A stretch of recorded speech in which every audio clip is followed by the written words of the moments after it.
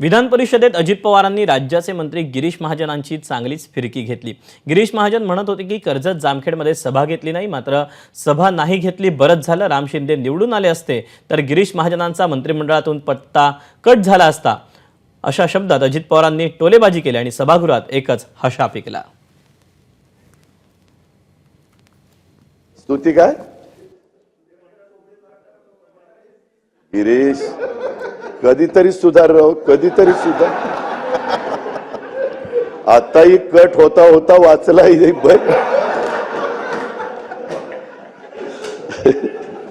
सभापती महोदय, मध्यंतरी मी तुमच्या मतदारसंघामध्ये सभा घेतली नाही म्हणून तुम्ही थोडासा राग व्यक्त केला, त्यामुळे विधानसभेची निवडणूक आपण हारला असं देखील आपण म्हणालात।